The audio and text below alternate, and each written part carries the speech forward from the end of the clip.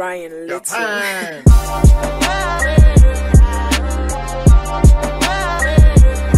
Allez, bienvenue dans l'apéro mercato. On est là, on est à Marseille, on est à l'Equinox qui nous reçoit sur cette belle terrasse. On a une belle vue avec la mer derrière nous. On va parler de quoi? On va parler de mercato, c'est l'apéro mercato. On est là avec Jean-Charles. Comment vas-tu, Jean-Charles? Ça va bien, Nico. Bonjour. Bonjour à tout le monde. Merci de nous recevoir à l'Equinox, un endroit magnifique avec un beau soleil et un petit peu plus d'air que la semaine passée. C'est vrai, on a un petit peu de vent, on respire, mais le soleil est là. On va parler de quoi? On va parler bien sûr la grosse info côté arrivée, la grosse info côté départ, les rumeurs en vrac et un petit peu du mercato concurrent. On fera les bons plans mercato la semaine prochaine, mais avant cela, je vais quand même remercier notre sponsor. Ils sont de retour, c'est Manscaped. Vous les connaissez, c'est les rasoirs, c'est nos amis américains. Alors moi j'en ai un, je le teste très régulièrement, j'utilise, même je me suis rasé avec la tête et la barbe. Et le gros point fort, et je le disais et maintenant je le constate dans la réalité, c'est l'autonomie. C'est un truc de malade. Grosse autonomie, c'est solide, c'est du bon matos.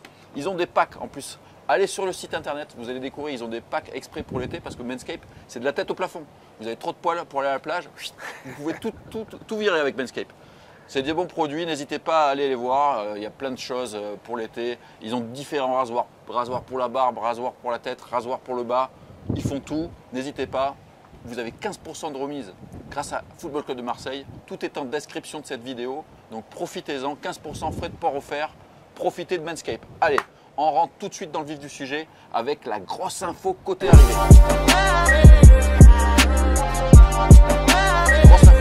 Jean-Charles, on sait, ça a été officialisé, il y a un accord de principe avec Angel Gomez, ça c'était la première recrue. Et là il y a une deuxième recrue et on continue à faire dans l'anglais. Ouais. On a l'impression qu'il y a une petite filière là, chez les Anglais. C'est CJ Egan Riley, c'est un défenseur central de 22 ans, un droitier. Il était à Burnley, il était en fin de contrat, il y avait beaucoup de clubs qui étaient sur lui. Et l'OM a réussi à le convaincre de signer un contrat de 4 ans, ça a été officialisé par le club. Est-ce que tu trouves que c'est un bon coup de l'OM? Je pense que oui, parce que déjà quand on joue en Angleterre en Ligue 2 et qu'on se forme à City, si je ne me trompe pas, il a été formé à City, donc c'est une école assez importante aussi pour un jeune footballeur. Se retrouver titulaire et pour jouer la montée, et pour retrouver l'élite en Angleterre. Après, je sais qu'on connaît très bien De Zerbi, les rapports qu'il a avec l'Angleterre, puisqu'il a entraîné là-bas, il a supervisé beaucoup de joueurs et même que ce soit en première ou en deuxième division, il aura pu faire de gros choix. Alors c'est un joueur d'avenir, hein. Pas non plus croire que le joueur, et ça serait bien qu'il s'impose aussi comme s'était imposé Saliba quand il est arrivé à Marseille, quand il était prêté par Arsenal. Pourquoi pas? Moi je suis friand de ce style de joueur, avec un caractère, avec une force de frappe assez fort quand on arrive comme ça, qu'on monte dans l'élite, qu'on monte à l'étage supérieur, ça donne des ailes, ça permet d'avoir une certaine assurance et d'arriver dans un club comme Marseille avec une grosse sécurité. Alors je le rappelle, les points forts de ce dossier, tu l'as dit, il a été formé à Manchester City. Guardiola d'ailleurs l'avait fait jouer quelques matchs à l'époque.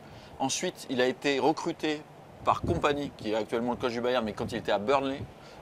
Ça s'est pas trop bien passé au début, il n'a pas beaucoup joué, il a été un peu prêté, je crois que c'était en Écosse, il a été prêté aux Pays-Bas, et il est revenu, et la saison dernière ça a vraiment été la saison de la révélation.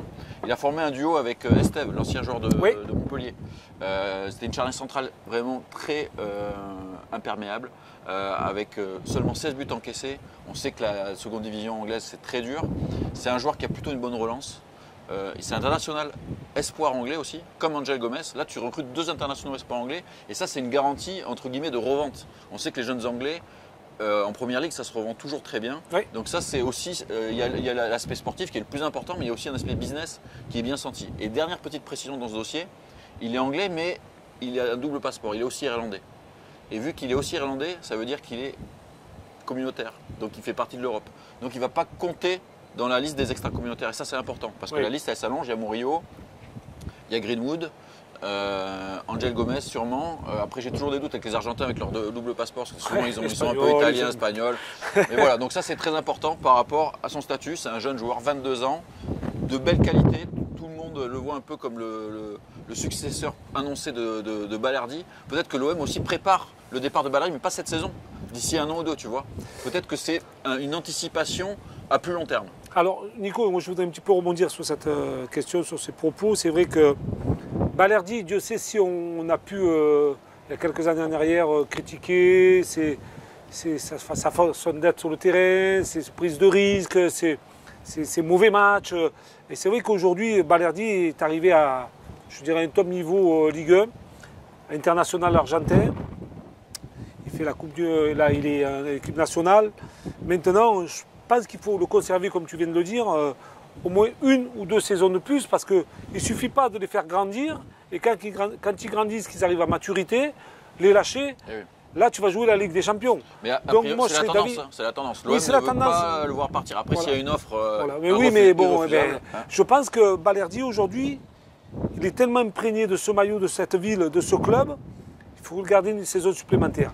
Il a besoin aussi de pouvoir s'exprimer en Ligue des Champions la saison prochaine, aux côtés de joueurs de talent, ce qui lui permettrait une nouvelle fois de grandir et de constituer une équipe solide défensivement. Donc moi, je suis pour que Balerdi confirme sa présence à l'Olympique de Marseille l'année prochaine. Et je suis d'accord avec toi parce que déjà pour moi il faut recruter aux 3 autres postes en défense. Si en plus tu liquides Balerdi, il faut faire une défense complète. Je suis non mais moi avec toi. Ce qui est dommage c'est quand Balerdi. Voilà, gardons Balerdi, maintenant qu'il est en pleine possession de ses moyens, c'est pas le moment de le vendre. D'accord avec toi. Et a priori c'est la ligne de l'OM. Donc on verra ça. C'était donc la grosse info côté arrivée, c'était officiel, donc quand c'est officiel, il faut bien le signaler, officiel, deuxième recrue, CJ Egan Riley, jeune défenseur central anglais, irlando-anglais, qui arrive à Marseille. Allez, on passe tout de suite à la grosse info côté départ.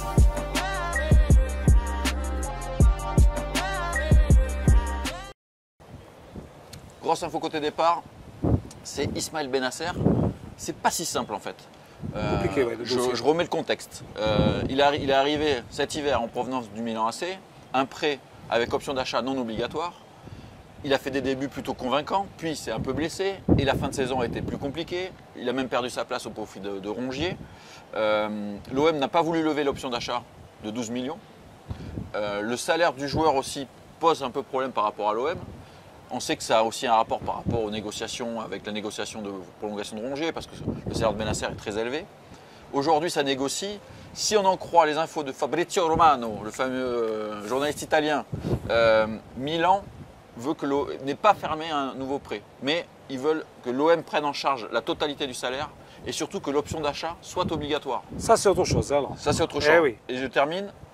Le Disport aussi a expliqué que Milan a refusé la première offre de l'OM. L'OM aurait fait une nouvelle offre de prêt et cette première offre aurait été refusée, mais il y a encore des discussions.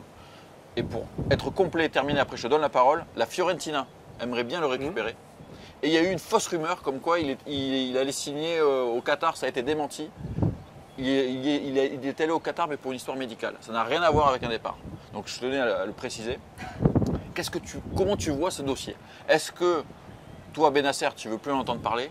Ou est-ce que tu te dis, si l'OM arrive à négocier un nouveau prêt sans option d'achat obligatoire, on voit comment ça se passe sur une saison complète, pourquoi pas de voir ce joueur-là supplémentaire dans l'effectif avec une saison Ligue des Champions? Alors, Bennacer, c'est un cas complexe quand même, parce que la saison passée, quand il a signé, on était tous les plus heureux du monde.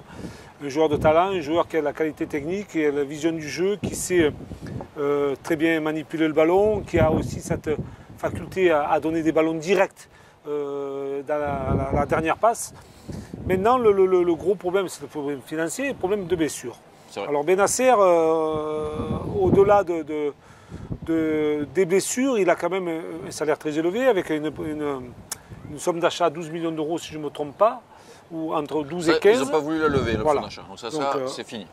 Ça, c'est fini. Donc, maintenant, est-ce que lui aussi, il faut voir du côté joueur, est-ce que lui, parce qu'il y a le côté Milan, il y a le côté OM, il y a le côté joueur. Bien sûr. Côté joueur, est-ce que lui, il est partant pour être dans un effectif où on vient de recruter une nouvelle fois Gomez au milieu de terrain?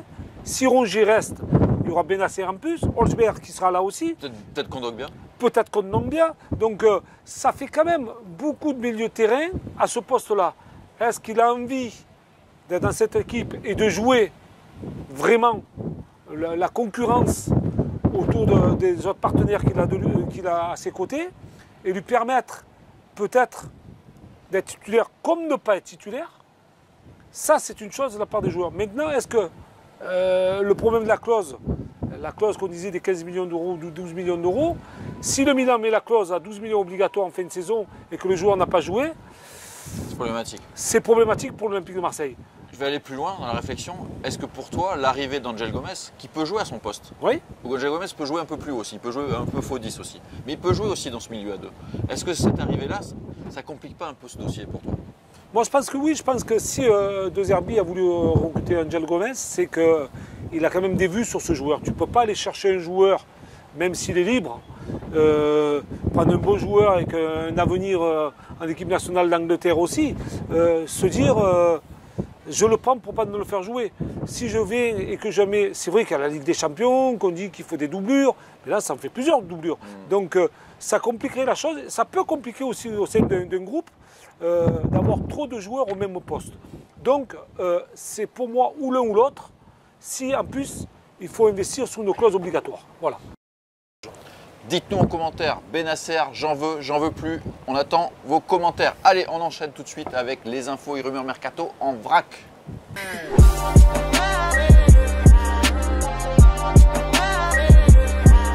Infos et rumeurs mercato en vrac. Il y a pas mal de rumeurs aussi. On sait des fois, il y a des noms qui sont balancés par les agents. Il y a du courant qui navigue, il y a des petites petites vagues. Mais il y a aussi des choses qui se confirment. Et là, c'est plutôt un nom qu'on a déjà entendu et qui semble se confirmer. C'est Mitchell Baker, ancien joueur passé par le PSG quand même, oui. On se souvient, qui était parti à l'Atalanta, qui était prêté la saison dernière au LOSC. Et donc là, le LOSC aimerait bien le garder. Mais beaucoup de clubs aimeraient récupérer Mitchell Baker parce qu'il a un avantage, c'est un latéral gauche, je rappelle, de base, 24 ans. Mais c'est un joueur, Genesio par exemple l'a fait jouer offensif gauche, offensif droit, vu qu'il est grand et costaud. De temps en temps un peu dans l'axe. Dans une défense à 3, il peut jouer un peu dans l'axe. C'est un joueur qui peut jouer à beaucoup de postes. Polyvalent. Polyvalent. C'est un joueur polyvalent et selon Tutto Mercato Web, on reste sur nos amis italiens, Lille le veut toujours, mais l'OM, vraiment, ce serait une des priorités de De Zerbi à ce poste. On sait que Truffert était encore une cible, mais le joueur va partir à Bournemouth, ce qui condamne aussi Merlin. Est-ce que toi, ce profil, Mitchell Baker, ça te plaît? Alors c'est déjà un profil, comme tu l'as très bien cité, polyvalent. Donc c'est important aussi d'avoir des joueurs. Rappelez-vous, quand on a eu des blessures, notamment la saison qui vient de s'écouler avec l'axe central, Balerdi, Kondogbia, Cornelius, on a mis Olsberg qui n'était pas véritablement à ce poste-là son idéal. Un garçon comme Baker qui est capable de jouer latéral gauche, comme tu l'as si bien dit aussi, et jouer dans l'axe en cas de problème, est un joueur qui a de l'expérience, qui a bourlingué un petit peu à droite et à gauche, qui s'est imposé dans tous les clubs où il est passé, peut-être un petit peu moins à Paris, mais c'est un jeune joueur de 24 ans aussi, oui. Avec un physique important. Et moi j'aime bien. J'aime bien d'abord la mentalité, l'état d'esprit, parce que bon, je connais des personnes du côté de Lille, et notamment mon cousin qui a été entraîneur là-bas, qui m'en avait parlé aussi, même qu'il n'y était pas, mais qui me connaît le joueur, avec une bonne mentalité. Donc il n'y a jamais eu de remous autour de ce joueur quand il jouait ou quand il ne jouait pas. Donc pour arriver dans un effectif pour la Ligue des Champions, dans un poste qui est recherché à l'Olympique de Marseille, il faut aussi se remettre en mémoire que ce poste de latéral gauche, on se trouve depuis des années. Ouais. Qu'on ne trouve pas de latéral gauche Lodi, ça n'a pas marché. Voilà. Merlin, ça ne marche pas vraiment. Donc pourquoi pas Baker, qui connaît aussi le championnat français, qui maintenant connaît pratiquement la langue aussi, connaît les joueurs qui évoluent, qui connaît le club marseillais aussi parce qu'il a joué contre. Ouais, c'est un profil intéressant. Et maintenant, bon après, l'achat, l'option d'achat, on ne sait pas encore. Sait pas les montants. Mais le profil est intéressant. Profil intéressant, joueur polyvalent, on l'a dit. Oui. Mitchell Baker, dites-nous commentaire, j'en veux pas de Mitchell Baker. Est-ce que vous espérez un autre profil, un joueur plus expérimenté? Moi, je militais pour Lucas Digne, on en avait déjà parlé. Ouais, mais est-ce que c'est pas un peu cher? C'est peut-être un peu cher. Il lui reste qu'un an de contrat, Lucas Digne. Moi, j'aurais bien aimé aussi. C'est un ancien Lillois aussi. Un ancien Lillois et un ancien Parisien aussi. Un ancien Parisien aussi. Bon, mais on s'en fout. Hein. On s'en fout. Allez, deuxième petite rumeur en vrac, c'est un jeune défenseur central. Alors, je ne vais pas mentir, toi et moi, on ne le connaît pas. Giovanni Leoni, c'est un joueur de Parme. C'est un grand espoir à ce poste-là en Italie. C'est un défenseur central. Il y a des gros clubs déjà. Il y a l'Inter, Milan, Tottenham même sont sur le coup. L'OM aurait déjà contacté son entourage pour se renseigner. C'est une info de Nicolo Cira, encore un journaliste italien. Les Italiens sont très très chauds sur le mercato. Je ne vais pas te demander le profil. Mais non, juste, là on voit qu'on a recruté donc un jeune défenseur central anglais, espoir anglais de 22 ans. Qui a joué toute une saison. C'est ça. Là, on parle d'un jeune défenseur italien de seulement 18 ans. Est-ce que c'est plutôt de la post-formation? Enfin, c'est pas fait, attention. Moi, j'ai l'impression que c'est un peu de la rumeur pour faire gonfler le joueur. Moi, je pense que oui, du côté italien, on connaît très bien les Italiens aussi, quand c'est une question de, je sais pas ce qu'on a envie de dire, de faire monter les enchères quand on veut vendre un joueur, de proposer de jeunes joueurs. Tu rajoutes le nom de l'OM, c'est pas mal. Voilà, tu rajoutes le nom de l'OM derrière, à moins qu'il y ait un démenti du club marseillais, mais de faire monter les enchères, c'est un joueur, il faut savoir aussi qu'il est du côté de Parme en deuxième division, en série B, mais qui a fait partie du groupe, mais qui n'a jamais joué. Donc, méfiance aussi, c'est pas le même cas que le jeune anglais comprend, qui a fait quand même 40 plus de la et quelques matchs. Formation, ça. Voilà. Est-ce que ça dépend, maintenant, si c'est pas cher, tu peux peut-être le prendre pour jouer avec la réserve. C'est peut-être ça l'idée, on ne sait pas. L'idée, c'est à 18 ans, de toute manière, si un joueur est très bon à 18 ans, il signe dans un gros club de suite. Et puis serait titulaire du côté de Parme. Là, je ne connais pas le profil, je ne connais pas tu vois juste, son statut, je vois le joueur de 18 ans, j'essaie de faire un petit peu les premières bases, c'est-à-dire 18 ans, qui fait partie de club comme Parme, qui est en série B, qui a été dans le groupe et qui n'a jamais participé. Donc ça laisse quand même, je dirais, un petit suspens pour savoir la qualité du joueur. Je ne veux pas dire que c'est un bon, un très bon ou un moins bon. Maintenant, à prendre ça, je préfère prendre un joueur un peu plus confirmé, s'appuyer sur un jeune joueur qui a fait quelques matchs en Ligue 1, et pourquoi pas le faire signer à l'Olympique Marseille. J'ai l'impression que dans le même état d'esprit. Hein, à ce poste-là, central droit, il y a Balerdi, maintenant il y a Egan Riley. Moi j'ai l'impression que ça c'est un peu... ouais, c'est les Italiens, il faut circuler, voilà, exactement. Ouais. Allez, autre nom, on reste en Italie, parce que l'Italie c'est très ça chaud. Bouge, hein. Ça bouge en Italie. C'est Nico Gonzalez. Alors ça, c'est plus expérimenté. Un joueur argentin de la Juve qui a été prêté la saison dernière par la Fiorentina et la Juve vient de l'acheter pour 28 millions d'euros, ce qui est quand même énorme. Selon le Corriere dello Sport, De Zerbi est intéressé par son profil. Alors je vais recontextualiser ce dossier. La Juve et Tudor, maintenant c'est Tudor, hein, la Juve a été confirmée. Il veut récupérer Balerdi. D'ailleurs, Tudor, il veut aussi récupérer Tavares de la Lazio. Hein, donc, et il a fait sa priorité. Hein. Ouais, donc Tudor, il aime bien ses anciens joueurs marseillais. Bref, il veut Balerdi, l'OM ne veut pas vendre Balerdi. Mais quand la Juve a discuté avec l'OM pour essayer de prendre Balerdi, ils ont proposé des joueurs, dont Nico Gonzalez, qui est un ailier droit argentin, expérimenté, mais qui n'a pas trop joué non plus avec la Juve. Après, c'est cher. Si la Juve l'a payé 28 millions d'euros, ils ne vont pas te le donner, quoi. Est-ce que l'OM doit miser autant sur un joueur qui peut jouer des deux côtés, mais qui est quand même plus en fait une doublure entre guillemets de Greenwood? Moi, ça me paraît bizarre. Qu'est-ce que tu penses de ça? Je ne suis pas très favorable à ce dossier-là, parce que déjà, si c'est comme tu viens de l'expliquer, on connaît Tudor, on connaît la Juve, on connaît les Italiens. Essayer de faire venir Balerdi du côté de la Juventus et mettre dans les cahiers des charges l'Argentin. Pour faire baisser le tarif. Pour faire baisser le tarif. Argentin contre Argentin. Ouais, et un joueur qui n'a pas fait une saison complète à la Juve, ça me semble un peu délicat parce que tout d'abord, tu lâches un défenseur costaud qui est Balerdi pour prendre un attaquant qui n'est peut-être pas sûr d'être titulaire dans cette équipe-là. Parce que bon, on a quand même des attaquants assez intéressants chez nous aussi. Là, on a Greenwood à ce poste-là. On a Greenwood, et puis on a le jeune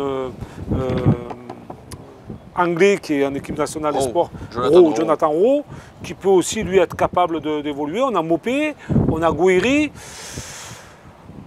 Je ne miserai pas sur ce dossier, Nico. Okay. Sincèrement, la vérité, je pense qu'il faut solidifier cette défense.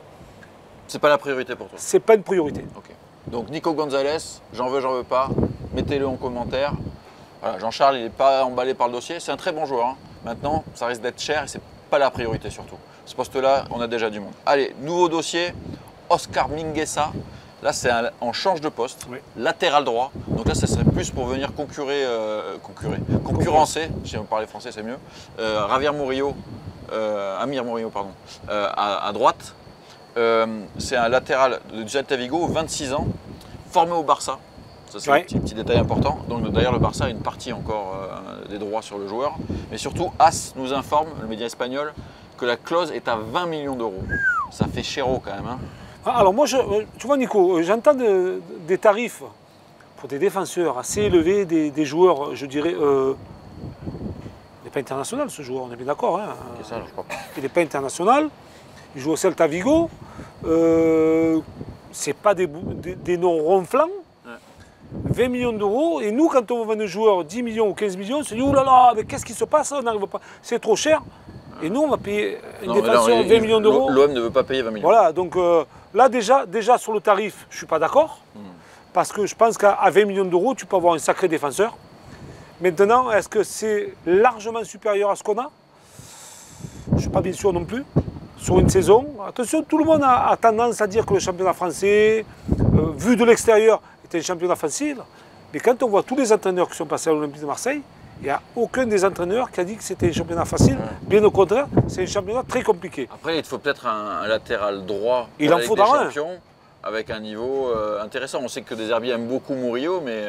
Non, mais ce que je veux dire, c'est que ce joueur-là, si c'est du même calibre que Murillo, pour jouer la Ligue des Champions, c'est très très cher.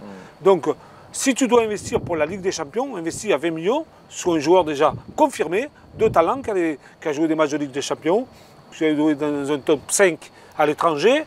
Là, je suis d'accord. Plus sur le profil du Portugais Semedo dont on a parlé. Exactement. Exactement. Qui est en libre, qui est en fin de contrat. Semedo, c'est plus un profil sur lequel tirer, toi. Sincèrement, Semedo, moi, c'est un joueur que je prendrais. C'est la possibilité de le prendre. C'est un joueur qui a joué dans des grands clubs, qui connaît l'équipe nationale portugaise, les grands championnats, avec de l'expérience, arrivé là, et on sait que les Portugais, plus ou moins, ils ont une facilité pour aussi s'approprier le pays où ils arrivent, notamment la France. Donc oui, là oui, je miserais sincèrement, sans hésitation. Allez, je vais parler de 2 dernières pistes, mais là, on va les passer en revue rapidement et après on fera juste l'info mercato concurrent. C'est un nom qu'on entend depuis plusieurs années. C'est Nicolas Raskin, c'est un jeune milieu de terrain belge. Là, il joue au Glasgow Rangers, 24 ans. Selon Team Talk, le joueur est visé par l'OM, mais c'est un peu un truc chaque mercato. On envoie un petit peu la canne à pêche et puis on embobine un peu. On appâte un peu. J'y crois pas vraiment à cette piste-là. Il y a aussi Haruna Sangant. Ça, c'est un jeune défenseur, on le connaît, il est en France, il est au HAC, 23 ans. Ça, c'est encore un défenseur sénégalais plutôt costaud. Plus qu'un an de contrat, ça c'est l'intérêt, mais on revient à la même question que tout à l'heure. C'est le même poste que la recrue qu'on vient de faire. Ouais. Si Balerdi reste, moi je vois pas pourquoi on irait sur ce joueur. Ça me paraît juste un nom encore parmi tant d'autres. Juste Nico, tu vois, ces noms qui circulent, les rumeurs, je pense que cette année, c'est totalement différent des autres saisons. La Ligue des Champions, avec la refonte de cette Ligue des Champions, l'OM ne doit pas passer à côté. Il faut savoir une chose que l'OM on a été la risée, hein, rappelez-vous, il y a quelques années de la Ligue des Champions. Il faut que l'OM arrive à passer ces tours de groupe. Et avec la nouvelle formule en plus, c'est plus équilibré en termes d'adversaires. Oui, et puis surtout, on a besoin maintenant. On a marre d'être là sans être là en fait. Donc à miser, misons sur des joueurs qui ont cette capacité à aller te faire gagner, à aller te faire avancer en Ligue des Champions, plutôt que de miser sur... Je ne dis pas que les joueurs n'ont pas de talent. Après c'est intéressant, là tu vois, tu as pris un jeune espoir anglais, là ça va être... là c'est bien d'avoir un jeune, mais tu ne peux pas prendre que les jeunes. Voilà. Le titulaire à gauche avec Balerdi, entre guillemets, ça doit être quelqu'un d'expérience. Exactement. À Gerd, on milite pour Gerd. Exact. C'était une info Africa Foot. C'est terminé pour les rumeurs en vrac.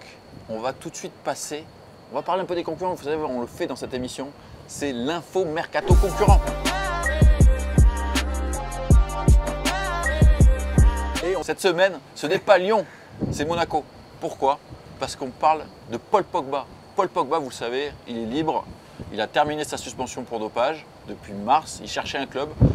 Ça ne se bouscule pas tant que ça au portillon finalement. On l'a beaucoup évoqué à l'OM. Là, selon l'équipe, il y a des discussions bien avancées avec le milieu de terrain. L'équipe verrait d'un bon oeil, l'équipe Monaco verrait d'un bon oeil de voir débarquer Paul Pogba sur le rocher. Est-ce que toi, ça te laisse des regrets? Parce qu'on sait qu'on l'a beaucoup évoqué à l'OM, parce que là, c'est plus d'actualité à l'OM. S'il signe à Monaco, est-ce que ça te laisse des regrets? Alors, il faut savoir une chose. Pogba était libre. Pogba était libre au mois de mars-avril. Hein. On est bien d'accord. Si l'OM avait dû le faire signer, je pense qu'ils auraient pu le faire signer de suite, avec des clauses sur des salaires, des clauses pour la saison à venir, c'est-à-dire déjà apprendre à connaître le club, apprendre à connaître le fonctionnement de De Zerbi, voir son niveau ses aussi. Partenaires, de savoir l'ambiance du stade, voir son niveau pendant 4 mois et de pouvoir s'entraîner normalement avec un groupe. Là, aujourd'hui, au mois de juin, prendre Pogba et le remettre en compétition, ça va prendre un laps de temps. Donc, tu vas perdre encore du temps. Je pense que ce n'était pas le bon timing. Ou tu le faisais avant, avec un salaire réduit et au mois de juin, tu disais, si il n'y a pas de blessure, si le joueur a bien récupéré, si le joueur a un comportement qu'on aime et tout le reste, il s'imprègne de l'Olympique de Marseille. Là, au mois de juin, au mois de juillet, tu fais signer son contrat à un tarif beaucoup plus élevé. Maintenant, je trouve que c'est un peu trop tard. C'est vrai. Allez, dites-nous vous ce que vous pensez de ce dossier Pogba. Est-ce que vous avez des regrets ou pas? Commentaire, on lit ça et bien sûr on répond. C'est Ben qui va faire ça d'ailleurs. Allez, cette émission est terminée. Semaine prochaine, on fera un mercato concurrent. Pardon, on ne fera pas un mercato. Semaine prochaine, on fera le bon plan mercato sur le poste d'ailier gauche. Donc il y aura un post sur le compte X de Football Club Marseille. Donnez-nous vos bons petits conseils. Merci beaucoup Jean-Charles. Merci Nico, c'était un grand plaisir d'être là. On se retrouvera à la même heure, au même endroit la semaine prochaine. Je remercie mes amis canadiens, québécois pour la casquette. Et on se retrouve demain pour Débat Fac à 15h30. Ciao.